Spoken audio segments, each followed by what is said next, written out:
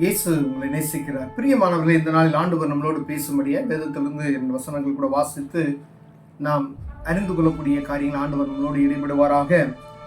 அது 1 யோவான் 4வது அதிகாரம் 2-3 வசனங்கள் இப்படியாக சொல்லுகிறது.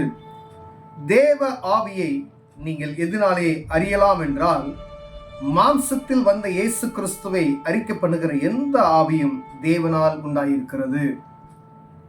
தேவ ஆவியை எதனாலே அறியலாம் என்றால், நல்ல இது ஆண்டவருடைய சத்தியம் பார்த்துங்க. இயேசு கிறிஸ்துவை அறிக்கை பண்ணுகிற எந்த ஆவியும் தேவனால் உண்டாயிருக்கிறது. பிதா, குமாரன், பரிசுத்த ஆவியாகிய திரியேக தேவனை நாம் வழிபடுகிறோம். இயேசு கிறிஸ்துவை, ஆண்டவராக இயேசு கிறிஸ்துவை மகிமைப்படுத்துகிற அந்த ஆவி, அதுதான் தேவனால் உண்டாயிருக்கிறது என்று வேதம் சொல்லுகிறது. பிரியமானவர்களே, மாம்சத்தில் வந்த இயேசு கிறிஸ்துவை அறிக்கை பண்ணாத எந்த ஆவியும் தேவனால் உண்டானது அல்ல.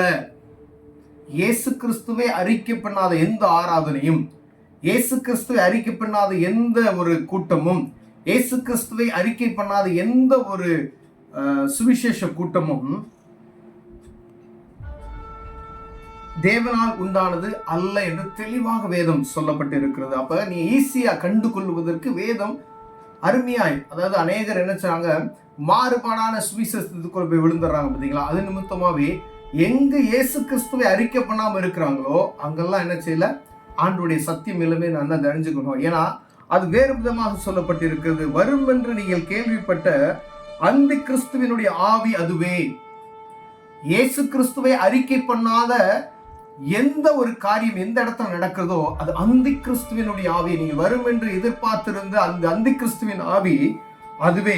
அது இப்பொழுதும் உலகத்தில் இருக்கிறது, உங்களுக்குள்ளும் இருக்கிறது, உங்க வீட்டுக்குள்ள இருக்கிறது, எல்லா இடத்திலும் அது ஸ்தம்பித்து இருக்கிறது, உள்ள பரவி இருக்கிறது. பிரியமான எல்லாரும் அறிந்திருக்கிறோம். அதை அறியக்கூடிய ஒரு ஆவியை ஆண்டவர் ஒவ்வொருக்கும் கொடுக்கும்படியா ஆண்டவர் சமூகத்துல ஜெபிப்போம். அதே போல அந்த ஆவியை நீங்க எப்படி நீங்க ஒரு கூட்டத்துல ஒவ்வொரு சபையில நீங்க அறிந்து கொள்ள முடியும்னு சொல்லி ஆண்டவர் நமக்கு தெளிவாய் பேதுரு மலையை எழுதி வைத்திருக்கிற இந்த வசனத்தை பார்த்தீங்கன்னா, எங்கெல்லாம் இயேசு கிறிஸ்துவை அறிக்கை பண்ணாம இருக்கிறாங்களோ, இயேசு கிறிஸ்துவுக்கு மகிமை கொடுக்காம இருக்கிறாங்களோ, அங்க அந்தி கிறிஸ்துவினுடைய ஆதிக்கம் இருக்கிறது என்பதை நாம் அறிந்து கொள்ள வேண்டும்.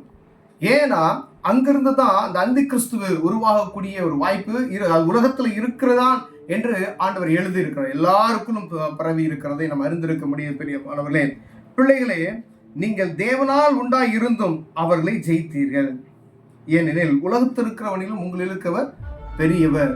அப்ப நீங்க ஆண்டவருக்குள்ள இருந்தீங்கன்னா தான், வேத வசனத்தை வாசித்தீங்கன்னா தான், இந்த சத்தியத்தை ஒவ்வொரு நாளும் நீங்க அதை புரிந்து கொண்டால் மாத்திரமே அந்தி கிறிஸ்துவின் ஆவி என்ன செய்ய முடியும், ஜெயிக்க முடியும். அவர்களை ஜெயித்தீர்கள், ஏனெனில் உலகத்தில் இருக்கிறவனிலும் நீங்க உங்களுக்குள்ள இருக்கிறவர் பெரியவர். அப்போ ஒவ்வொரு நாளும் ஆண்டவருடைய வார்த்தையை நம்ம கவனமாய் வார்த்தைகளை தியானித்து அவருடைய சத்தத்துக்கு செவி கொடுத்து வேத வசனத்தை தியானிப்போமாகில் ஆண்டவருடைய சத்தத்தை நம்ம அறிந்து கொள்ள முடியும். அந்தி கிறிஸ்துவின் ஆவியை அறிந்து கொள்ள முடியும். அது எந்த சபையாக இருந்தாலும் சரி, இயேசு கிறிஸ்துவுக்கு மகிமையை கொடுக்காத ஒரு சபை இருக்குமேனால் அங்கு என்ன செய்யும் என்று சொல்லு, அந்தி கிறிஸ்துவின் ஆவி இருக்கிறது என்பதை அறிந்து கொள்ள வேண்டும் என்று வேதம் சொல்கிறது. எங்கெல்லாம் இயேசு கிறிஸ்துவுக்கு அறிக்கை, அவருடைய நாமத்தை மகிமைப்படுத்தலையோ, சபை இருக்குன்னா அங்க ஆண்டவர் இருக்கிறார், இயேசு தான். அது அவர் தான் பிதா, குமாரன், அதுக்கப்புறம் தான் குமாரன் எப்பயும் அவர் ஸ்தாபித்து நமக்குள்ள இருக்கிறார். இயேசுவை அறிக்கை பண்ணாத எந்த ஆவியா அந்த கிறிஸ்துவின் ஆவி என்று வேதம் தெளிவாய் சொல்லுகிறது. அதை நம்ம வசனத்தை வாசித்து அதை ஒவ்வொரு நாள் உட்கொள்ளும் பொழுது ஆண்டவர் நமக்கு ஞானத்தையும் விவேகத்தையும் தருவார். அதுக்கு தான் அனுதினமும் நீ என்ன செய்யணும், வேதம் வாசித்தீர்களா, வேதம் வாசித்தீர்களா, ஜெபித்தீர்களா என்று ஒவ்வொருவரும் கேட்கறது காரணம் என்னன்னா, அநேகருக்கு நம்ம என்ன ஒரு நாள் வசனத்தை வாசித்து விட்டு நமக்கு உலகத்தில் இருக்கிற காரியங்கள் ரொம்ப பிஸியா இருக்கிற அப்படின்ற ஒரு இடத்துல போயிடும். ஆனா இதற்கெல்லாம் அப்பாற்பட்ட ஒரு காரியம் இருக்கு. நம்ம எவ்வளவு கோடி ரூபாய்கள் சேர்த்து வைத்திருந்தாலும் சரி, ஒரு திடீர்னு ஒரு சம்பவம் நடக்கிறது, ஒரு இயற்கை பேரழிவு வருகிறது, அப்பதான் நினைப்போம் அங்க என்ன செய்ய போறது, யார் இங்க இருக்கா அப்படின்னு சொல்லி பலவிதமான சூழ்நிலைகள், பலவிதமான கேள்விகள் நமக்கு வருகிறது. ஆனா இவைகளுக்கெல்லாம் முன்பதாய் இந்த ஆண்டவரை நம்ம அறிந்து கொண்டு விரும்ப வரக்கூடிய எல்லா ஆபத்துகளுக்கு தப்பி உங்களை என்ன செய்வாரா, மீட்டுக்கொள்ள வல்லமையாக இருக்கிறார். பிரியமே, அந்த அந்தி கிறிஸ்துவின் ஆவியிலிருந்து நம்ம தப்பிப்பிப்பதற்கு வேதத்தை முழுமையை அறிந்திருந்தால் மாத்திரமே, சத்திய ஆவியானவரை முழுமையை அறிந்திருந்தால் மாத்திரமே, இயேசு கிறிஸ்துவின் வசனத்தை தியானித்திருந்தால் மட்டுமே, அவரும் நமக்குள் வாசமாய்ப்பது மாத்திரமே அறிந்து கொள்ள முடியும். இயேசு என்ற மெய்யான தேவனை நாம் அறிந்தோமையானால் அந்தி கிறிஸ்துவின் அடையாளங்களை நாம் என்ன செஞ்சிடலாம், அறிந்து கொள்ளலாம். அதற்கு சில வழிகளை வேதம் நமக்கு அடையாளமாக சொல்லப்பட்டு இருக்கிறது.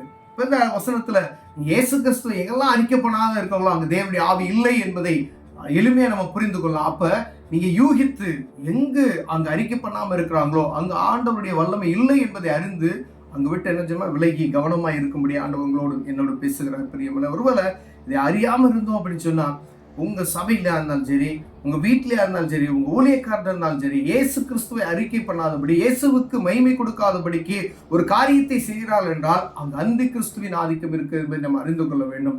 கண்களை மூடுவோம், ஜெபம் செய்வோம். அன்பின் தகப்பனே, அருமையான நாளுக்காய் ஸ்தோத்திரையா. இயேசு கிறிஸ்துவை அறிக்கை பண்ணாத எந்த ஆவியும் அந்த தேவனால் உண்டானதல்ல என்று எழுதியிருக்கிறீங்கப்பா. இதை அறிந்து கொள்ள எங்களுக்கு விசேஷத்தை ஞானத்தையும் புத்தியும் தாங்கப்பா. கிருபை பாராட்டுங்க. இயேசுவின் நாமத்தில் பிதாவே, ஆமென்.